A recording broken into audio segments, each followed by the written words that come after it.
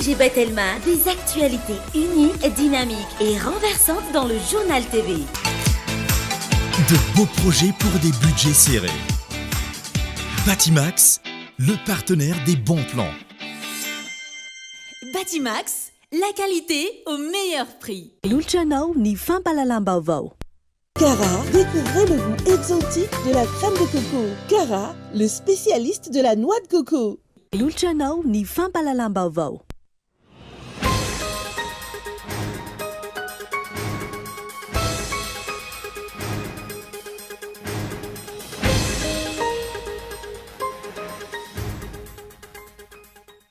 Tsy mbola misy fandaminana tretony mahakasika ireo birao mpividianana eny anivon'ny fokotany. Efa manomboka ankilan'ny fanotanany karaha-mpividianana eny anivon'ny sedi, na tsy mbola mipetraka azy izay lamina momba ny isa sy ny toerana misy ireo birao mpividianan'izay. Hiditra nitsehatra amin'ny fanaraha-maso ny fividianana ny FFKM raha ny fanambarana, nandritra ny fanombohana ny feonam-be nasionaly teny Mandrimena. Mpanao politika maro no tonga nanome voninahitra ny lanonam-panokafana androany. Tsy tokony izy tsony ny certificat de nationalité ho avoaka ny fitsarana ho an'ny filoha Andry Rajoelina. Hoy ny malagasy miara-miainga androany no izy tsy mizaka ny zoam-pirenena malagasy intsony, ny antoko izay nametraka taratasy fanairana teny amin'ny fitsarana. Mampametra-panontaniana ny maro hatrany ankehitriny ny fomba fiasan'ny filoha Rajoelina sy ny fitondrana tariny. Mikasika ny andraikitra omeny ireo mpiara-miasa akaiky aminy. Miseho hoe tsy seroa ny fampifangaroana andraikitra sy ny fanaovana ankiatrano an-trano amin'ny fitantanana ny firenena. Any ivelany tsy nahazo rariny tamin'ny fangatahana ny fanemorana ny fitsarana ny filoha Amerikanina teo aloha Donald Trump ny mpisolivava azy. Ireo daty mpitsaran'ireo izay tafiditra ao anatin'ny fotoana ny fampelezan-kevitra avokoa. Ny antsiprian'izay.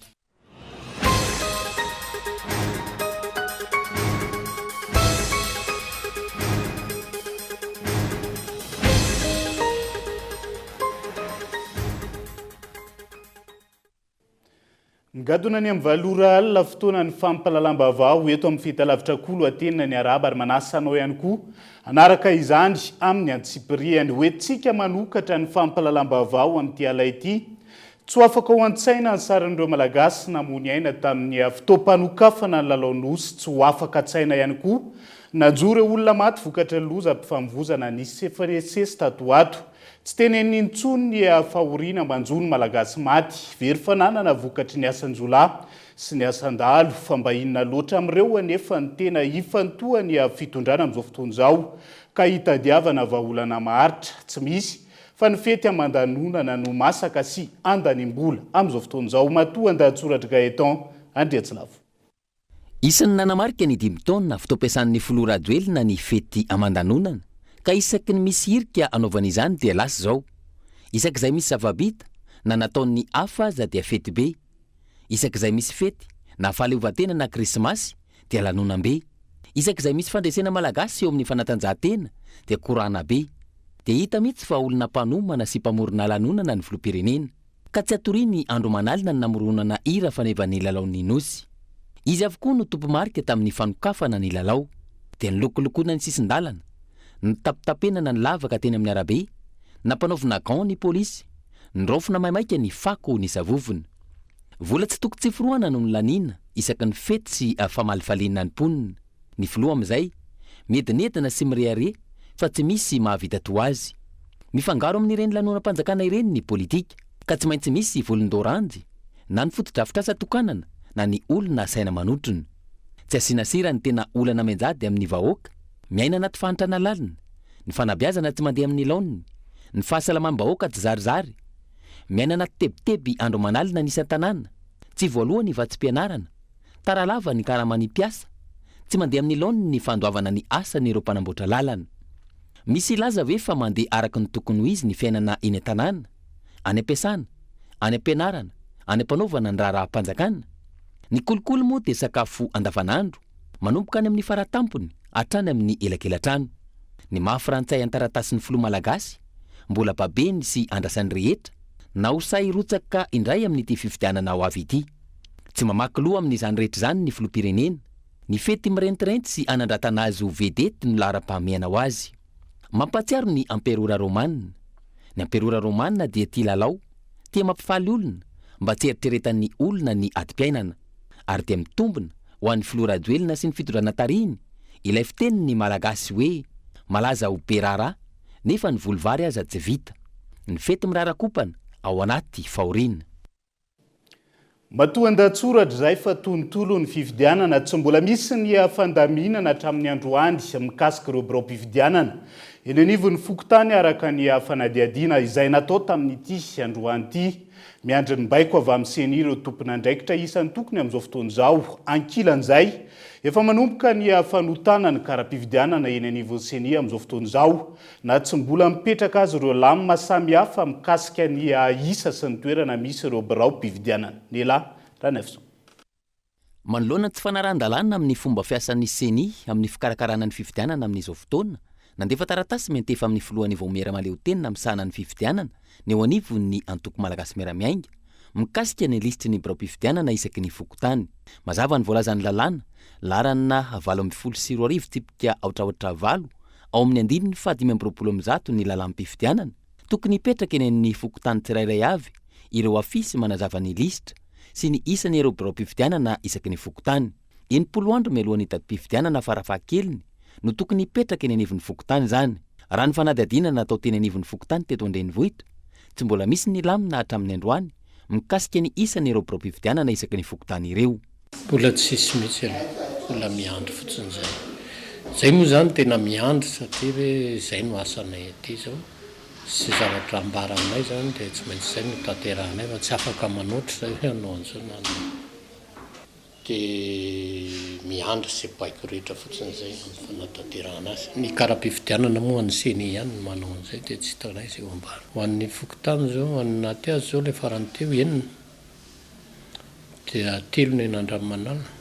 Ny lisitra aloha hatramin'izao mbola tsy niverina tetỳ anivon'ny fokontany ary mbola tsy misy mihitsy zany aloha zany hoe zavatra ho lazaina mahakasika an'izay satria tsy mbola misy ny ninona tonga na baiko tonga etỳ amin'ny fokontany hatramin'izao. Ny anay moa mpifidy teo amin'ny 4,3 ny mpifidy dia hatreto aloha mbola maingingina tanteraka. Reny moa tsy maintsy misy ny hoe tsy tafiditra fa ilay farany teo izy ohatran'ny hoe ny BDB ny nampidirina zany. Ambaran'io andinin-dalàna io hatrany fa tokony miisa fitonjato isaky ny birao-pifidianana iray ny mpifidy ao aminy ary tsy tokony ohatr' izany. Efa miroso amin'ny fanotana ireo kara-pifidianana ihany koa ankilany ny seni na tsy mbola voafaritra mazava eny amin'ny fokontany sy ny journal officiel ny fiadidinan'ny repoblika aza ireo birao-pifidianana ireo.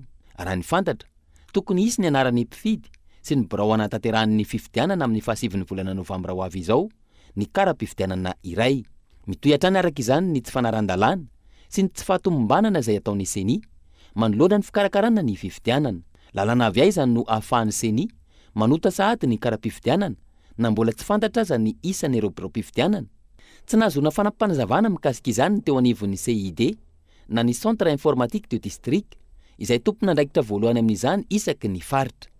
Ny CID sy ny CED izay miandraikitra ny fanaovana ny saisie sy ny fanotana ireo kara-pifidianana ireo. Raha ny loharanom-baovao azo ankilany avy amin'ireo kandida ho filoham-pirenena izay naka attestation d'inscription ny liste électorale, efa misy ny laharan'ny birao-pifidianana ary efa misy ny laharan'ny kara-pifidianana. Efa misy ihany koa ny délibération nataon'ny seni matoa misy ireo. Raha izany, inona no antony anafenan'ny seni ny listim-pifidianana sy ny fitsinjarana ireo birao-pifidianana? Efa any ireo ka inona no antony tsy hamoahana izany ho fantatry ny be sy ny maro?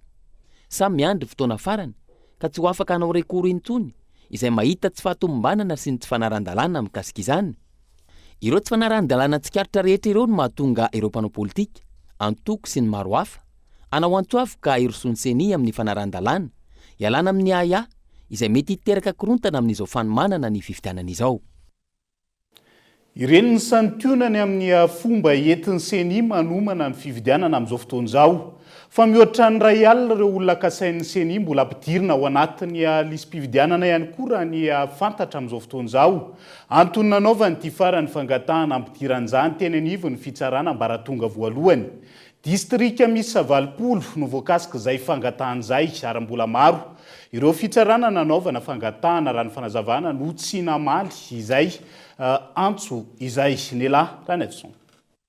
Fantatra androany fa ny senisy anany vao metra maleo tena misana ny fividianana mihitsy no nanao ny fangatahana ampidirana ireo olona efa voaisa fa tsy tafiditra ao anatin'ny lisitry ny mpifidy teny amin'ny fitsarana ambaratonga voalohany. Raha ny lalàna mifen'ny fividianana, ny olom-pirenena tsotra no manao ny fangatahana eny amin'ny fitsarana ambaratonga voalohany, ampidirana ny anarany ao anatin'ny lisitry ny mpifidy raha toa ka tsy tafiditra ao anatin'ny lisitry ny mpifidy ny anarany ary efa manana fanamarinana izany fa efa natao fanisana izy ireo. Efa nanamafy izany ny teo anivony firaisamonim-pirenena. Ihany ny maheno ny zavatra nolazain'ny CNI satria raha ny voalaza ny lalàna anatin'ny artikla 3 mahakasika ny fanavozana tanteraka ny listy ny mpifidy dia rehefa tonga eo amin'ilay fametrahana peta-drindrina nylay eny amin'ny ivon'ny fokotany dia eo no manana zo ny olom-pirenena hanao lay fitarainana voalohany dia ataony eo anivon'ny cheleureux zany na ny ataontsika hoe ny commission locale de recensement des électeurs. Eo zany izy manao hoe zay dia ny soratra anarana araka lay fisoratana anarana atao anatin'iny nefa nagaga fa tsy tafiditra atao zay dia manana fehim-potoana malinan'izay ny eo anivon'ny cheleureux. Rehefa tsy mbola mahafaly azy lay olom-pirenena ny atao hoe zay valyn'ilay tsy fampidirana anazy zay dia manana fampiakarana azy atao izy any amin'ny tribunal de première instance. Tsy afaka manao izany fangatahana izany ny senisy raha io lalàna io no jerena sy ampiarina araka ny tokony ho izy. Saingy lalàna hafa indray no ahafahany seny manao izany. Tonga ny seny nandray ny andraiky ny angataka teny amin'ny fitsarana dia satria efa rahan'ilay olon-tsotra manao azy dia tila-paikandro ny olon-tsotra. Nefa tao aorian'ny fisiriana nataon'ny mpitirika nasionaly sy internasionaly dia nilaza zareo fa mila tokony jerena iverenana marina ny fisoratan'ny olom-pirenena. Tamin'izany nahitany seny fa maro ireo olom-pirenena manana fiche de recensement izay tsy tafiditra tao anatin'ny registre nasionaly. Tsy voararan'ny lalàna izany fanaovan'ny seny fangatahana zany. Ny lalàna 5 sy 20 mikasika ny seny dia manome alalana ny seny anao fangatahana manoloana ny fitsarana momba izay everiny fa tokony anaovana an'izany fangatahana izany. Fidy maheriny ray alina avy amin'ny distrika misy 70 no nanaovana fangatahana raha ny fanazavana. Manana 10 andro hamalina ny fangatahana ny fitsarana raha ny fanazavana. Misy ireo fitsarana efa namaly ary mbola maro ihany koa ireo tsy namaly raha ny atatitra hatrany. Antananarivo misy 570 amin'ny distrika anankefatra. Zay zany fitambarana eto amin'ny Analamanga fa tsy hoe Antananarivo 570. Ny distrika anankefatra Ambohidratrimo tana 5 tana 6 Andramasina. Sy ny seny sy ny no nametraka hoe 20 ny volana Jolay no mifarana ny listim-pifidianana sy atao ny registre électoral national. Araka ny lazaiko teo dia ny didim-pitsarana no mandidy ny seny apiditra ireo omi raha ohatra ka nanaiky ny fangatahan'ny seny ny fitsarana ambaratonga voalohany hoe ampidirina ireo olom-pirenena tsy tafiditra. Zay ivona, efa nisy ny didim-panjakana nivoaka ny 20 ny volana Jolay lasa teo mikasika ny famaranana tanteraka ny lisitry ny mpifidy, saingy izao mbola kitihana izao indray. Mipetraka araka izany ny fanontaniana hoe raha oviana vao hifarana tanteraka ny registre ny mpifidy raha toa ka mbola maro ny fangatahana tamin'ny fitsarana ambaratonga voalohany tsy nivaly. Mampamitra-panontaniana ny maro hatrany amin'izao fotoana ny fomba fiasan'ny filora joelina sy ny fitondrana tariny. Mikasika ny andraikitra omeny ireo mpiara-miasa akaiky aminy amin'izao fotoana izao, miseholany etserony fampifangaroana andraikitra sy ny fanaovana kiantrano hatrano amin'ny fitantanana ny firenena Gaeton Andriatsilavo. Raha ny lisitra ofisialy mitanisa ireo mpanolotsaina manokan'ny filoha no jerena dia ahitana taratra ny fampifangaroana andraikitra eto amin'ny tany sy ny firenena. Tsikaritra amin'ity lisitra navoaka ny mpitondra teny ny governemanta lalatiana rakotondrazafy andria tonga arivo ity fa tafiditra arisan'ny mpanolotsaina manokany filopirenena ny mpitsara mpampanolo lalàna eo anivon'ny fitsarana tampony na ny PGCS andriamatoa rakoto mandimby Benjamin Alexis. Ity farany izay natolotry ny CSM na ny Conseil supérieur de la magistrature ka nosafidina ny 13 novambra 2024 ary napetraka tamin'ny fomba ofisialy amin'ny matony mpampanoa ambony eo anivon'ny fitsarana tampony azy ny 7 desambra 2024 lasa teo. Ny tony mpampanoa ambony izay lehibe ny fampanoavana rehetra eto Madagasikara. Ahoana tokoa moa ny hoe mpitsara ny mbola mitazona andraikitra ambony ho mpanolotsaina manokany ny filoha.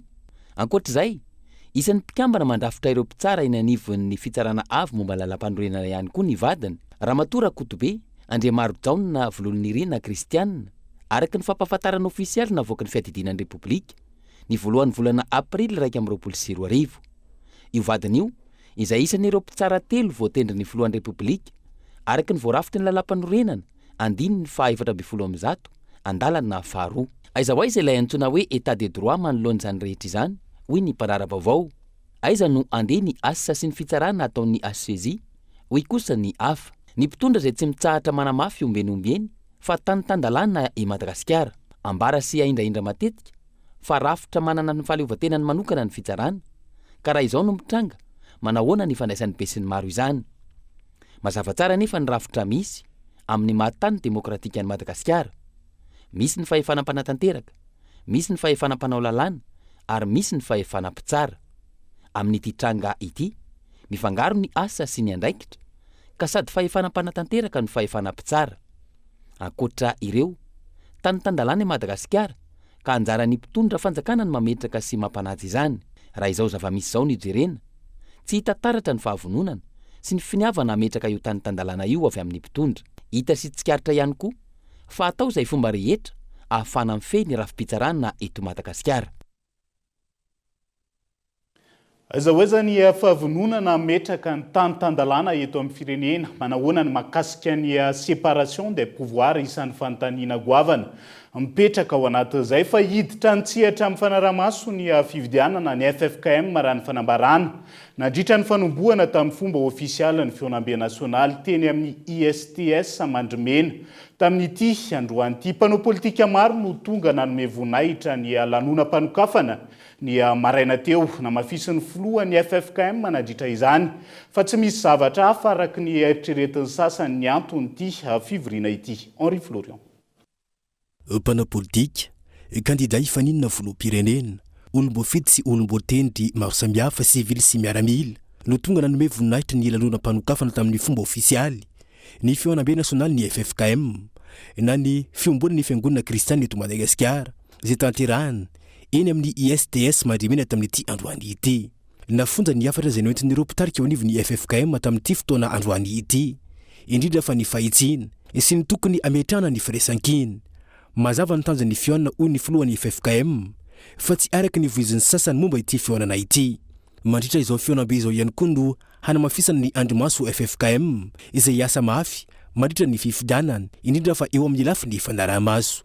Ny voalohany indrindra ny FFKM dia manao izao Fionambe izao ho fanamafisana olona ny communisme satria izay ny FFKM ny fivelomana mba ho iray ihany izy rehetra. Ka hiady mafy izay hiezaka hifampieno ametraka izay hamafy olona ny FFKM ho rafitra tena miasa sy matanjaka. Izay ny voalohany. Ny faharoa ny FFKM dia manao izao Fionambe izao mba hametrahana amin'ny toerany tsara ny andromaso FFKM. Ny andromaso FFKM izay manana hiraka roa mazava tsara koa. Etsy an-daniny ny hanao fanabeazana olom-pirenena vanona mifanaraka amin'ny tenin'Andriamanitra sy ny fampianarana fiangonana. Asa lavitezaka izany. Fa ny asa anankiray atao ankehitriny dia ny fiatrehana ny fanarahamaso ny fifidianana. Ny FFKM dia nahazo taratasy ara-dalàna milaza fa mpanarahamaso ny fifidianana eto Madagasikara ny FFKM. Ka amin'ny alalan'ny andromaso na fanterahana izany fanarahamaso izany. Dia ametraka an'izany tsara izay amin'izao Fionambe izao. Fanarahamaso ny fifidianana dia ny andromaso no manao azy. Ka ny fepetra rehetra takin izany dia miditra anatin'izany izy mijery any miseritreritra tokony jereny ametraka olona amin'izay tokony ametrahana azy. Ankoatra io, ametraka rafitra fa ny samy malagasy mifampiany ny FFKM raha ny fanazavana trany. Henatra ho an'ny vahoaka malagasy ny fahitana fa tsy mahita vahaolana ahafahana mamahy ireo olona maro samihafa eto amin'ny firenena isika oetrany ny filohan'ny FFKM.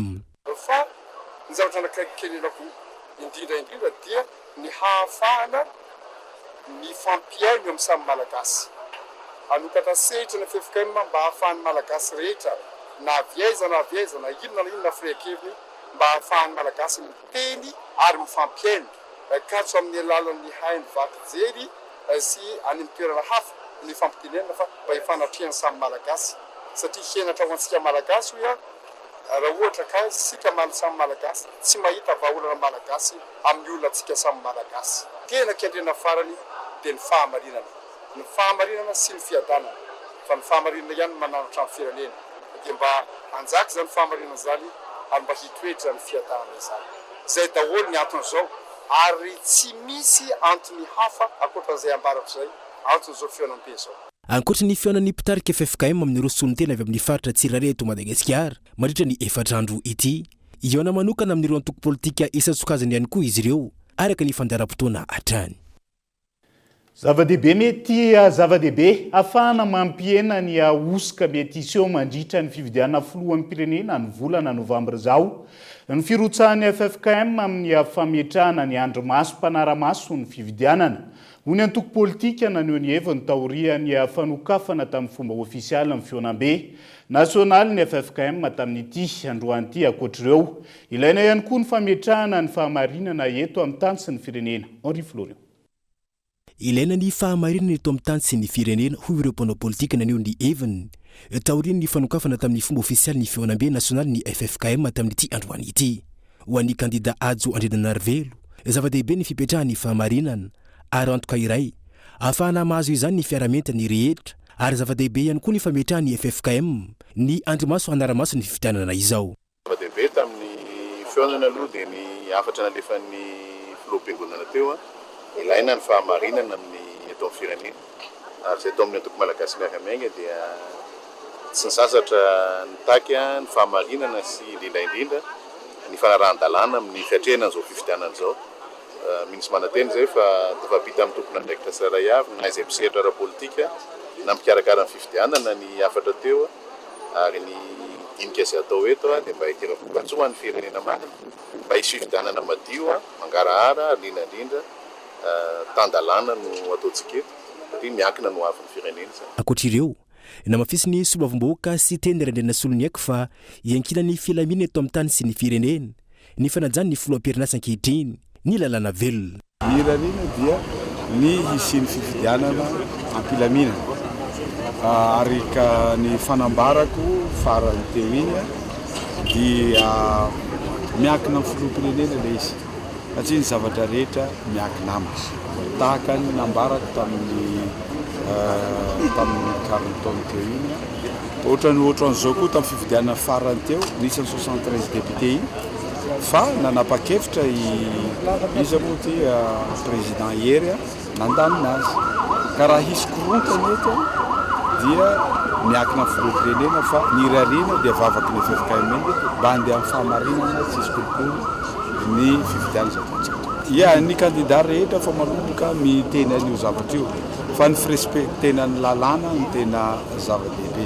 Taratra ny fametrahana ny fahamarinana ary ampiena ny aian'ny olom-pirenena ny amin'ny mety isian'ny osika ity andromaso mpanara-maso ny fividianana ity ohatrany ireo mpanao politika. Aloha tsy fantatro izay tety mpanorona taon'ny any akafo zay fa ny amin'ny fantatro hoe ny fahavononako iroso ary ijoro amin'ny fahamarinana sy mifahadiovana izay fividianana zay zay dia efa takina foana zany hatramin'izay hoe tokony misy zay zavatra zay fa raha ao anatin'ny fifaninanana madio sy manara-dalàna no anaovana ny fanatanterahana ny fividianana dia hoy zany hoe dia vokatra tena marina zany izy eo ary ino afasamivonina be iny dia tena zava-dehibe iny ka satria matetika io zany tena manahirana amin'ny élection moka misy vana zalahy PV dia rehefa misy eo zany misy eo ny FFKM hoe manana no olo amin'io dia mba azatoko tsara fa sy azo atao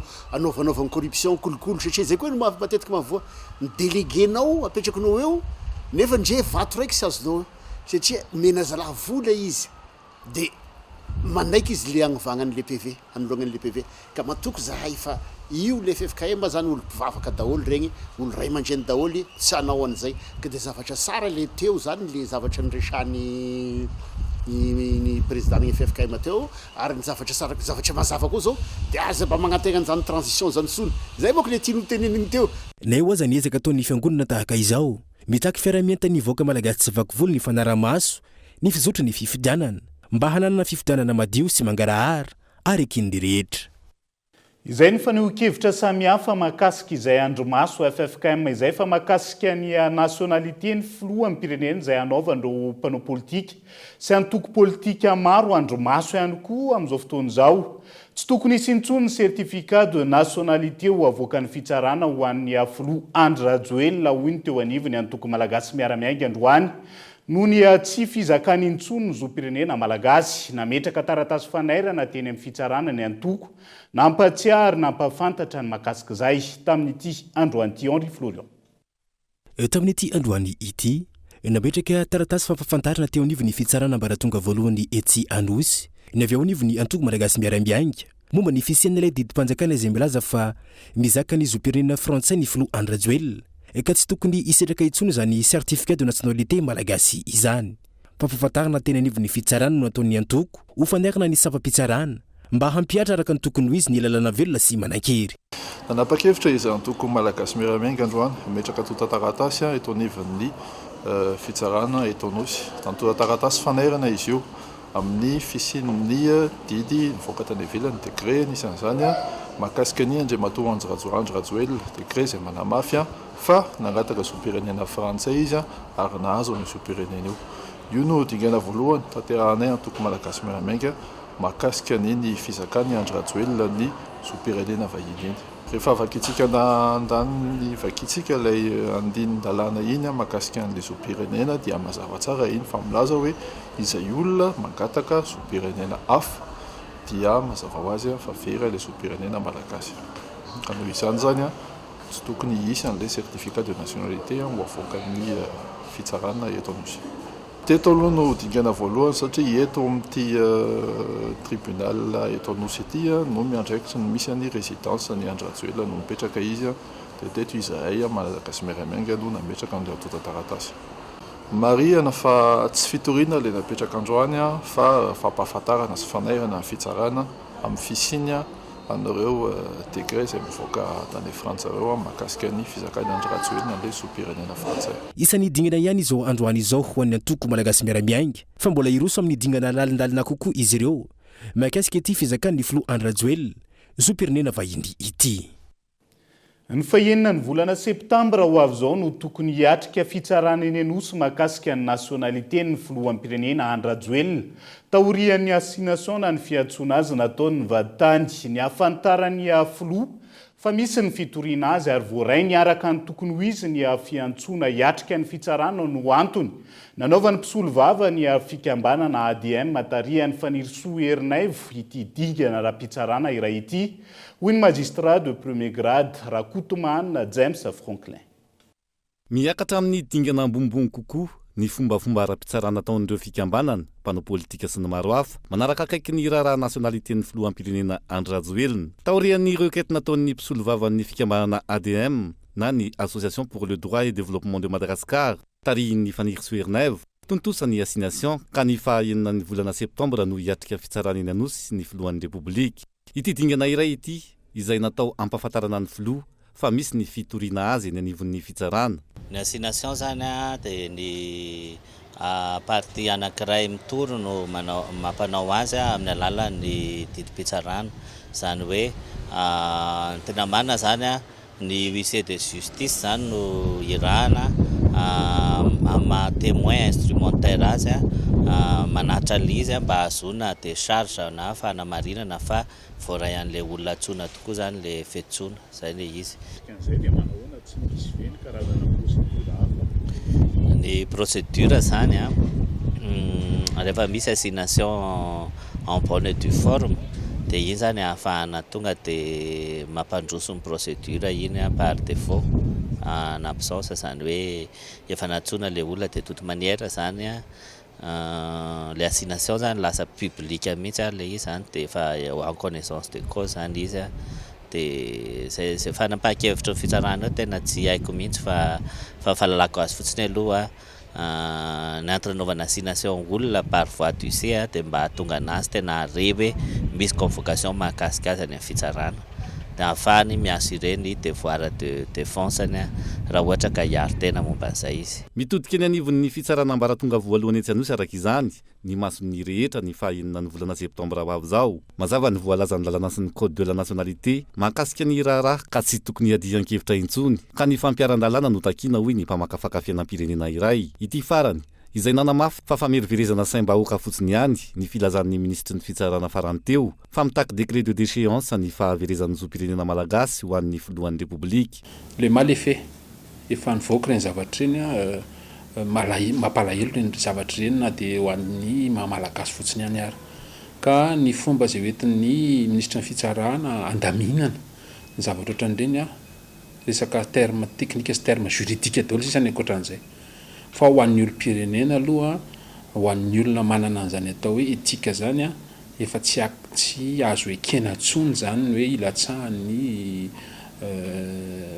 filohan'ny fitondram-panjakana amin'izao fotoana izao mbola latsaka kandida indray amin'ny fifidanana 2023 satria araka ny teneniko teo etika le izy raha ohatra raisitsika fotsiny hoe reny pretra rehefa fa nandray ianao hoe andeha hanao pretra dia amiko efa mazava hoe tsy tokony hanambady amin'ny pretra anankiray ka rehefa hitondra firenena indray kosa ianao hoe olo filoha firenena anankiray dia tokony ho zato isan-jato ny zopirenenao fa tsy nisy an'ireny resaka naturalisation reny tsy tokony isy zany zay zavatra zay ka ninonina entina hanazavana na entina dedavana fika rehetrarehetra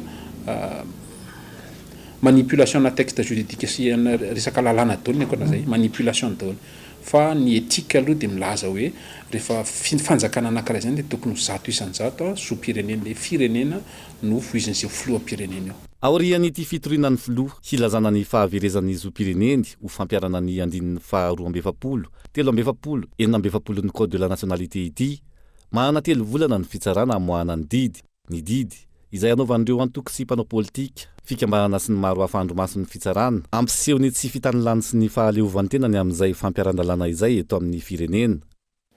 Lafomba voafa fa ao anatin'izay tontolo ny politika izay hatrany na eo aza ny mafianakaviany iray sy tsy mampirava avy nanamafy ny kandida ny Kiratsiraka sekretera nasionaly ny antoko Aremata amin'ity androany fa samy manana ny heviny tsirairay indrindra fa ny filazany Sofiratsiraka fa anohana ny aflo amperinasa ny tenany foto-kevitra samihafa no ijoroan'izy ireo hoy ny fanazavana na samy fianakaviany iray azy. Henri Florian. Iray amin'ireo resabe mandeha eo anivon'ny tambazotran-tserasera maro samihafa amin'izao fotoana izao ny fifamalina misy eo anivon'ny fianakaviana Ratsiraka dia izy rovavy zanaky ny filoha teo aloha dia Ratsiraka nambarany Sofiratsiraka filoha-mboninahitry ny PRP na ny Rassemblement des Partisans Ratsirakisme fa tsy mbola fotoana andatsahan'ny PRP kandida ho filoham-pirenena amin'izao fotoana izao. Ity farany izay isany nangataka ny firotsakofidina indray ho an'ny filoham-pirenasa Andrajoel na mafisiny Kiratsiraka raha namaly ity voalaza ity manoloana io fanehoan-kevitra io fa samy manana ny hevitra ara-politika tanteraka izy rovavy na eo ary mahampiravavy azy roa ireto. Ataoko angamba fa samby lehibe ary efa niteny foana ka hatramin'izay hoe samby lehibe samy manana ny safidiny izy manompo firenena amin'izay itiavana azy dia za manompo firenena amin'ny sekretera nasionaly ny antoko Arema zay nahorony dadanay tamin'ny 7 amin'le fisavorovona eo amin'ny fanomonana sy ny tsy fananana hoe toky hoe tena izy hoe ty fifidianana ity ny olona rehetrarehetra mbola manontany tsy haiko nareo mpanao gazety na misy manana kara-pifidianana ny ray aminareo fa aleonay ny andro ora farany zany hoe amin'ny fahadinina fahenina ny volana septambra no apetraka ny constitution satria rehefa miditra ny fanjakana le vola sarotra be ny miverina makaniny ray minitra izy makazy fa mambolana izy mamerina azy. Raha araka ny fanambarana efa natao samy ho kandida ifaninina amin'ny fifidianana filoham-pirenena avokoa i Roland Ratsiraka sy Annika Ratsiraka. Ny iray kosa dia i Sofiratsiraka izay mbola nangataka ny ilatsahany filoham-pirenasa amin'izao fotoana izao. Mpifaninana araka izany izy roa vavy ireto amin'ity fifidianana indray mitoraka ity. dia izay ihany koa no hoentsika amin'ny sendo vetivety ao anaty doka fohy mandrapitafa vetivety ary.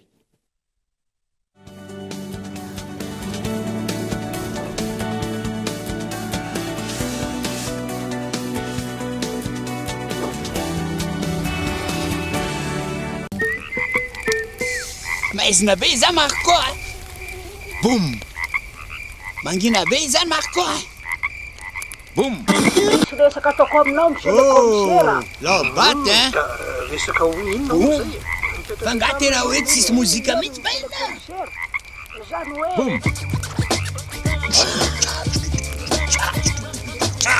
vaovao balika boum fitaovana mandeha amin'ny herin'ny masoandro misy tsiro entanana efa miaraka amin'ny radio sy mp3 ary afaka mamahana finday manomboka amin'ny 900 ariary monja isan'andro mandra-pahaveninao vidiny manontolo balika mamiratra no aviko.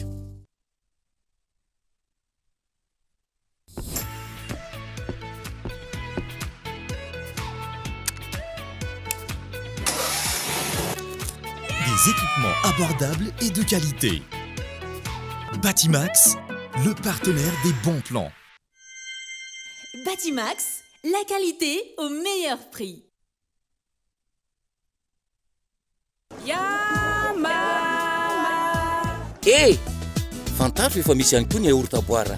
Yama, misy tsiro fraise, vanille ary coco amin'ny vidiny 27 ariary monja. Yama, ilaiko tsotr'izao.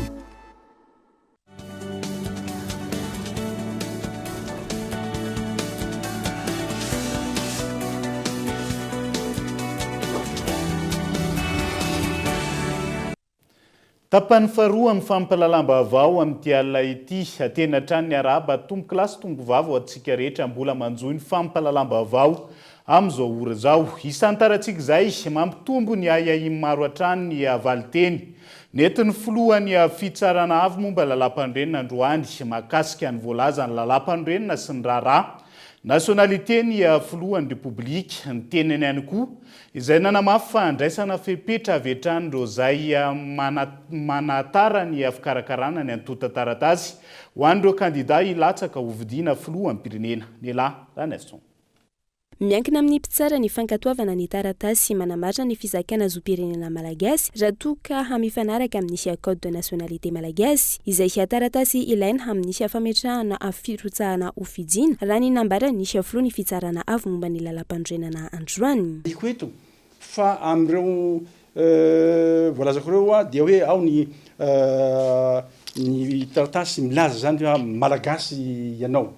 Io ndray dia miankina amin'ny mpitsara raha araky ny andininy maromaro ao amin'ny code de nationalité ny andininy fahafito amin'ny valopolo, valo amin'ny valopolo, sivy amin'ny valopolo ao amin'ny code de nationalité dia tsy voatery hanome an'izany ny mpitsara fa anjarany zany no mampiatra ny lalàna code de nationalité rehefa tokony ahazo ny an'izany taratasy fanamarinana mahamalagasy zany lay candidat raha tsy manome moa ny amin'ny fitsarana dia mazava ny voalaza ny andininy fahasivy amin'ny valopolo amin'ny code de nationalité io afaka mampiakatra ny raharaha zany any amin'ny mampiakatra ny fangatahany any amin'ny ministre ny fitsarana ny candidat dia ministre ny fitsarana zany tompoteny farany raha ohatra tsy mahazo fahafapo any amin'ny filohan'ny fitsarana ady madio ny mpangataka ny certificat de nationalité.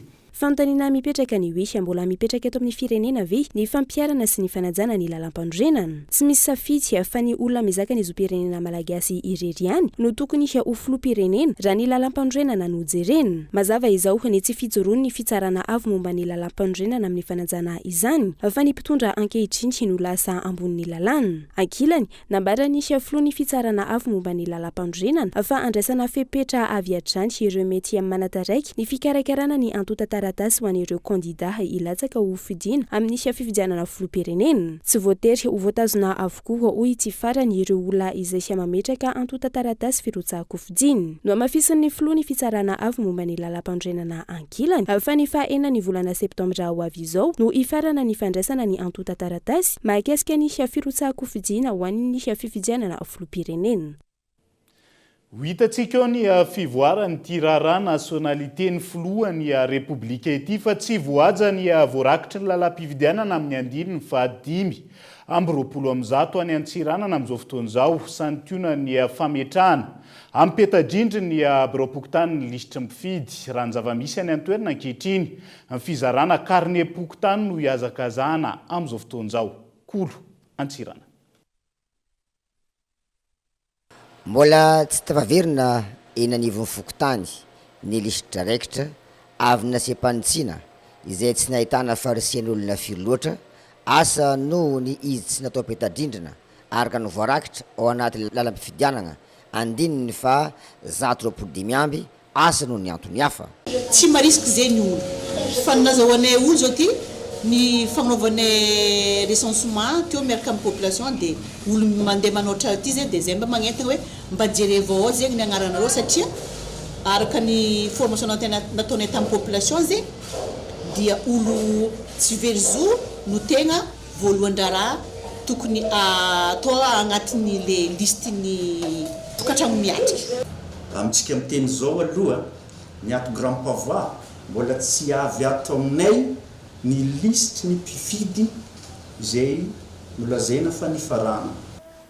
Ny liste définitif aloha mbola tsy tonga ty aminay fokontany ka io andrasanay asa oviana sy ty tonga eto na oviana fa zavatra hafa ndray no tonga aminay eto zay donc fa liste définitif aloha mbola tsy tonga palitaka amin'ny fokontany aloha. Raha ny fahitany maro azy dia tsy mahamaika ny fitondrana ankehitriny ny fikarakarana ny fifidianana fa ny fizarana karne pokotany no masaka ao an-tsainy. Fatako azy matoa le liste définitif ny fifidianana ngamba latsaka fara mety tavela fara ngamba izy karne pokotany ndray lasa aloha ka anjaratsika zany maminavina hoe aizan'ny priorité fifidianana sa karne pokotany. Ho an'ny mpikatroka MM aty an-toerana Andriamatoa Sulemana Mahmoud dia manay amin'ny tsy fagnaragnan-dalàna amin'ny endriny maro ataony mpitondra aty an-toerana indrindra eny anivon'ny distrikany Antsiranana faharoa. Manay zahay satria resaka ohatra na eto degofo ny fagnaragnan-dalàna mampavozo zahay malagasy miara-miaina. Resaka ohatra zegny ny ka misy ao Mangoko. Ao Mangoko misy maire izay voafidy araka ny didina voakany Conseil d'État tamin'ny 30 août 2022 izay notifié olo tamin'ny 6 septembre 2022 jusqu'à tsika mivolagna zao napetraka tsisy tompony andraikitry indrindrindra amin'ny districtny Degode nametraka azy ary ny fanenihana zay tsy apetraka mihitsy io maire lany araka ny lalàna mbola tsy fifidianana zay monsieur Liki olo voapetraka ny Conseil d'État ny disy azy valozana. Ny chef de district mihitsy magnakotaba io commune ny Degode io izay mitondra olo magnamafy olo izay efa tsy lany bahoaka mbola misay mandeha ametraka azy mitsinitsino diditsy azy valozana zay mametraka maire voafidim-bahoaka. Fantanena mipetraka dia hoe osay ampiatra ny lalàna araka ny tokony ho izy ve ny mpitondra ankehitriny. Avy any Antsiranana dia hivenina eto andrenivohitra isika ao anatin'ity vaovao manaraka ity mangataka ny rotsahan'ny rarivoatra Claude Flou National ny sempamana ny sendikany mpampianatra mpanabe eto Madagasikara ho kandida filohan'ny pireneny ireo mpampianatra mpikambana anatin'ny sempama. Ireto farany izay mangataka fanampiana R1,000 isaky ny mpampianatra ihany koa ao anatin'izay ahafahana mandola sara pirotsahako vidiana na ny caution R200 ahafahan'ity Flou National ny sempama ity irotsaka ho vidiana filohan'ny pirenena Gaeton Andriatsilavo.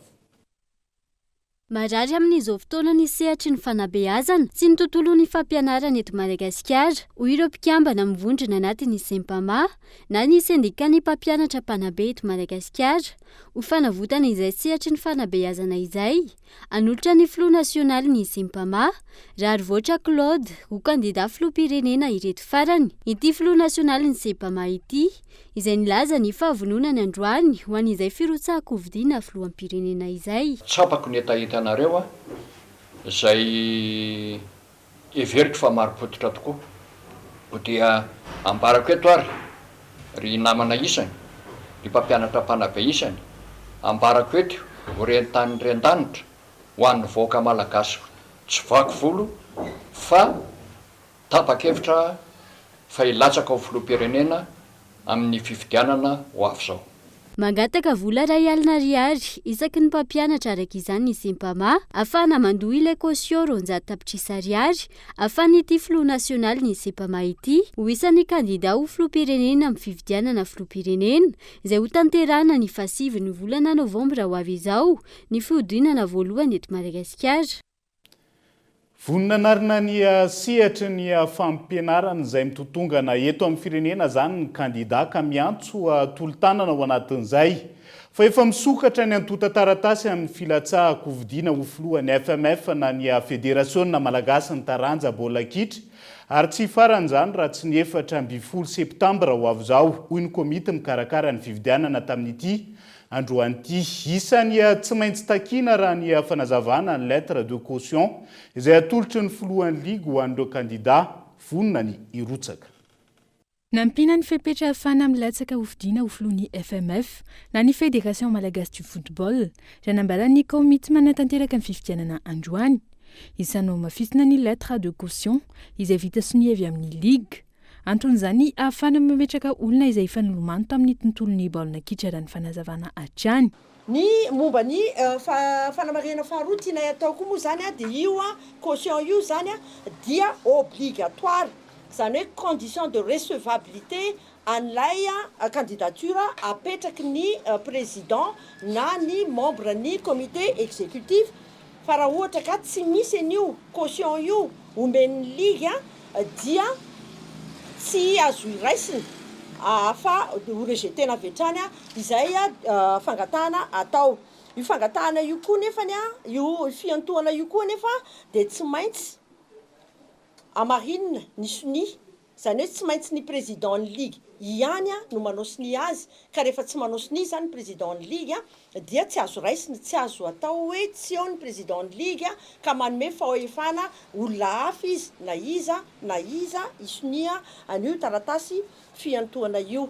Manomboka izao ary tsy hifana raha tsy amin'ny 14 ny volana septambra ho avy izao izay amin'ny 1:00 ny fandraisana ireo antota taratasy ho an'izay vonina ilatsaka filohan'ny FMF. Amin'ny 12 ny volana septambra kosa no hifarana ny fandraisana ny antota taratasy ho mpikambana ho komity mpanatanteraka eo amin'ny FMF. Izany antota taratasy zany dia aterina apetraka na alefa poste ao aty amin'ny adresy aty amin'ny FMF ao amin'ny secrétaire généraly ary ho an'ny izay mandefa izany amin'ny poste dia tsy maintsy atao lettre recommandée avec accusé de réception ary ny fahatongavan'ny taratasy ao amin'ny poste no manamarina izany.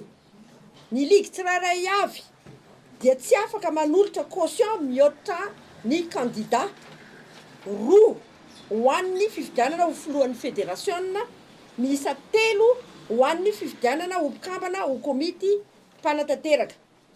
Ny filohan'ny ligue manana fahefananao sy ny taratasy fanohanana candidat caution ihany no afaka manome izany.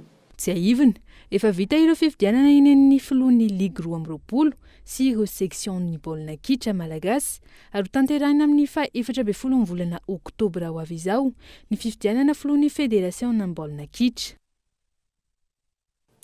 Ao anatin'izay tontolo ny fanatanjahanteny izay hatrany fa manodidina ny lalaon'ny nosy izay tontosaina eto amintsika amin'izao fotoana izao. Raha ny taremarika ofisialy ny ariva teo, medaly volamena miisa 420 no azon'ny Madagasikara hatreto, mitotaly 330 amin'izao araka izany medaly azon'ireo atleta malagasy izay mbola mitazona hatrany. Ny laharana voalohany amin'izao fotoana izao Daniela Mino Arso. Mitana ny laharana voalohany hatrany ny atleta malagasy miatrika ny lalaon'ny nosy andiany faraka ambin'ny folo. Mitotaly 330 amin'izao indray ny medaly azon'ny atleta malagasy ka ny 430 medaly volamena, ny 230 volafotsy ary ny 730 medaly alimo. Eo amin'ny laharana faharoa kosa i La Réunion izay nahazo medaly miisa 320 amin'izao. Eo amin'ny laharana fahatelo no misy ny Maurice izay nahazo medaly miisa 130 amin'izao. Laharana fahaefatra i Seychelles nahazo medaly miisa 740. Manaraka azy laharana fahadimy Maldives izay nahazo medaly miisa 940. Laharana fahaenina Mayotte nahazo medaly miisa 740. Laharana fahafito Comores nahazo medaly miisa 120.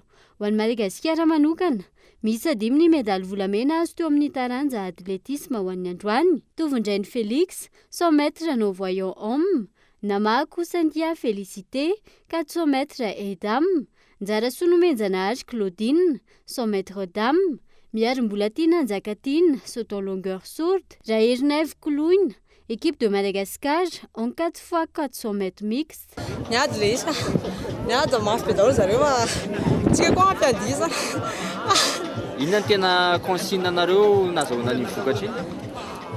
Tsy hoe dia nisy consigne inona loatra fa hoe eto amin'ny tanàna dia tsika ny tombony eto. Nanao hoe ianao no nandeha voalohany? Somary gêné ihany satria za tsy dia zava fa iny no vita dia hatsaraina izy amanaraka. Ampitaina amintsika eto an-trano ireo tsara ho fantatra mikasika ity lalao nosy andiany faraka 10 totosaina eto Madagasikara ity. Alefa hatramy Madagasikara ao anatin'izay lalao nosy izay fa iverenantsika vetivety ny tontolo ny fampianarana. Mitaky ny amoahana ny contrat de travail an'izy ireo mialohan'ny fa 4 ny volana septambra ho avy izao. Tady fidiran'ny mpianatra ireo mpampianatra voaray ho mpiasa-panjakana miisa 310,000. Nivoaka teo anivony ny UNS na ny École Normale Supérieure ny volana janoary ny contrat de travail an'izy ireo izay tokony navoaka ny volana jona lasa teo saingom-bola tsy navoaka hatramin'ny androany. Daniela Mino Harso. Tsy mbola nivoaka hatramin'ny androany raha ny volana jona lasa teo ny fepitaona farany nampanantenain'ny ministera tompon'andraikitra ny amoahana ny contrat de travail ho an'ireo mpampianatra voaray mpiasa-panjakana miisa 310,000 nivoaka teo amin'ny École Normale Supérieure manerana ny nosy na ny ENS ny volana janoary lasa teo. Antony fangatahany reto farany ny amoahana izany mialohan'ny fa-4 ny volana septambra ho avy izao. Antenainay mba hivoaka alohan'ny fidiran'ny mpianatra amin'ny le 4 ny contrat de travail sy ny décision ho an'ny mpampianatra nivoaka teo amin'ny ENS manerana ny Madagasikara. Ny fidiran'ny mpampianatra manerana ny Madagasikara moa dia efa tamin'ny omaly 28 o dia ny fidiran'ny mpianatra manerana ny Madagasikara koa dia amin'io 4 septambra io. Efa nandeha ny fampiresahana ka efa nifanaiky fa ho avoaka alohan'io fepitoana idiran'ny mpianatra io ny contrat de travail sy ny décision ho an'ny mpampianatra nivoaka teo amin'ny ENS manerana ny Madagasikara. Andrasana araka izany ny famoahan'ny ministera tompon'andraikitra io contrat de travail ho an'ireo mpampianatra nivoaka tamin'ny andiany fa-5 teo amin'ny ENS manerana ny nosy io. Ny fivoahan'io contrat de travail mialohan'ny fa-4 ny volana septambra io izay ahafahan'ireto farany miomana meloa amin'ny fandraisana ireo mpianatra. Fitakin'izay fa mitaky ny amokafana fanadiadiana mahakasika ny fikasihan-tanana sy ny daroka nataon'ireo mpitandro ny filaminana mpianatra teny Akatso ny alakamisy lasa teo ihany koa ny mafami na ny mpianatra mpiasa mpandraraha ary mainto milaly avy amin'ny faritany na Antananarivo miray. Ny fikambanana izay anao hetsika miaraka amin'ireo mpikambana manena ny nosy ny fa-20 ny volan'izao anehoana ny mahavelona sy miaina ny fikambanana. Andao arahantsika ny fanampanazavana mahakasika izay. Nisy koa ny tranga teny amin'ny université Antananarivo ireo fikasiana tanana mpianatra izay fikambanana ambaratonga ambony anay ny teny amin'ny université dia mazava ho azy fa dia tsy makasitraka velivela ny fiatsika toy ireny izay ary manameloka tsy ambambana ny fikasiana tanana mpianatra indrindra ao amin'ny faritry ny anjerimanontolo amin'ny faritry ny université moa izany dia tokony isy fanadiadiana mahakasika an'ireny mpitandro filaminana izay manao zavatra tsy tokony atao amin'ny mpianatra ireny izay.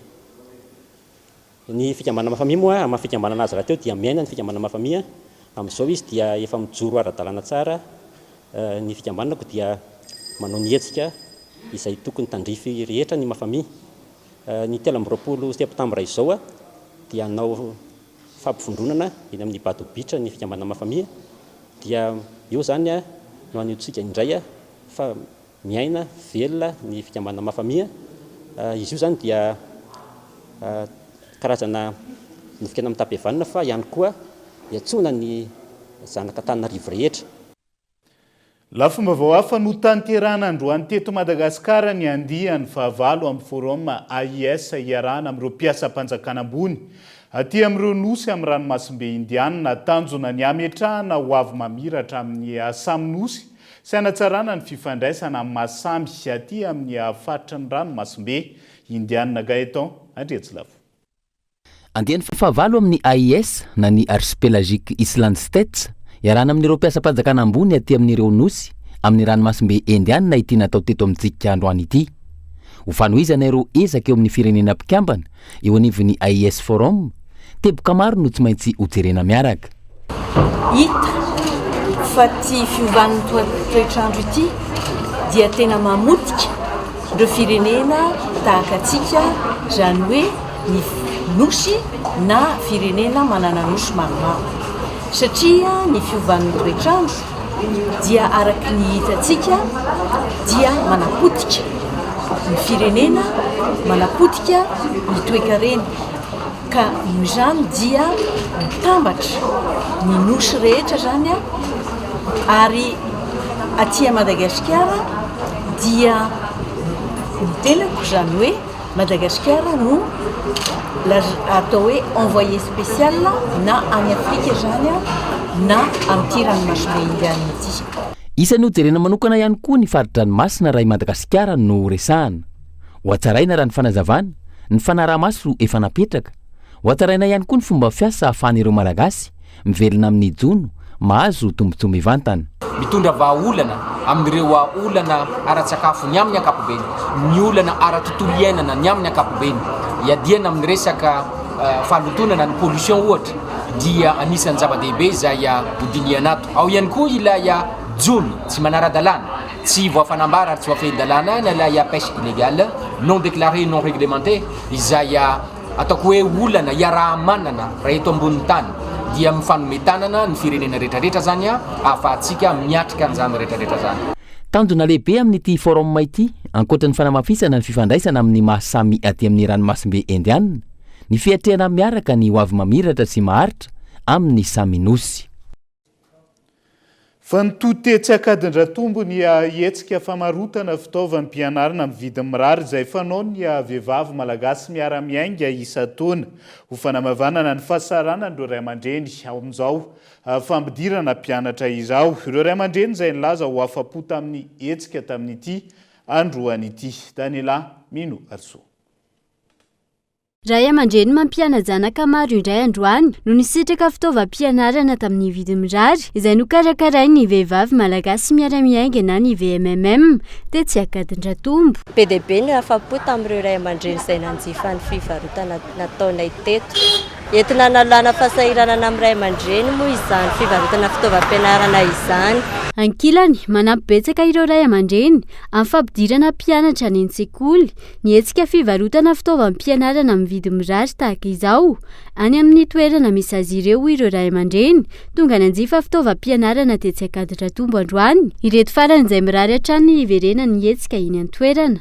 Amin'ny ankapobeny aloha zany raha mifahitako anazy zao satria sasa zao vao mividy tamin'ny taona dia hitako hoe manala fahasahiranana ho an'ny ray aman-dreny. Satria sasa zao tena nanontany an-tsena vao verina teto. Efa teto zany izay dia niverina amin'ny tany andao aloha ampitofy dia hitako hoe mba mitsinjo ny ray aman-dreny zany zareo ho an'ny olona sahirany. Rarina zany hoe mba misy ohatran'izao foana zany isan-taona mba mahafinaritra zany hoe mba afaka mba mifampitsinjo tokony atao betsabetsaka satria mora le fitaovana zany mba hoe latsaka ny eny amin'ny tsena dia mba miazakazaka ny olona mividy azy. Zay vao aingana mipetraka taty dia zay avy vao nahita. Miezaka mamonjy fa fotsiny zany hoe mba mila fantarinay hoe isaky n'inona izy mba mandalo. Zay zany metaentanay.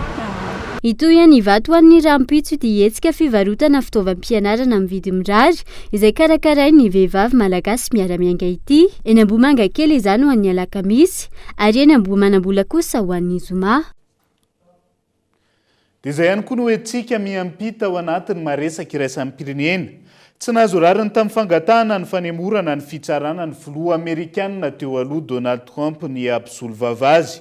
Ireo daty mpitsarana izay tafiditra ao anatin'ny fotoana ny fampelezan-kevitra avokoa. Nivoaka tamin'ny fanginana ny mpisolo vava ny filoha Amerikanina teo aloha Donald Trump androany. Manoloana ireo daty mpitsarana maro mahakasika ny fitoriana samihafa ity farany izay ao anatin'ny fampelezan-kevitra tanteraka ka nangatahany fanemorana aorian'ny fividianana. anomboka amin'ny faefatra ny volana martsa 2024 ny fitsarana voalohany raha ny fanambarana ny voaka namaly io tamin'ny tambazotra tserasera ny Donald Trump rehefa tsy nahita ny rary ny mpisolo vava azy fa fanimbana ny programany ao anatin'ny fampelezan-kevitra ireo daty voatondro hiakara ny fitsarana ireo ka ampiakatra ny rarany tenany raha toka zon'ny vahoaka ny mahafantatra ny marina sy aingana ho ny mpitsara federaly antony anaovana ireo fitsarana ireo amin'ireo daty voatondro ireo tsy aivina fitsarana efatra samihafa amina renivohitra samihafa ity tsy maintsy hatrehan'ny filoha amerikanina teo aloha Donald Trump manomboka ny fiandohan'ny taona 2024 ity isan'izany ny fitehirizana tsy ambaratelo-pirenena tany amin'ny trano fininany taoriny ny efa tsy nampitondra azy intsony mifarany etondray ny fiarahantsika ho an'ny androany naiza misy anao ankasitrahany ianao nanaraka ny fampalalam-baovao tao anatin'izay ora raikatroka izay mandrapitafa ho amin'ny raha-pitsondray ary tomboky lasy tombo vavy veloma tompoko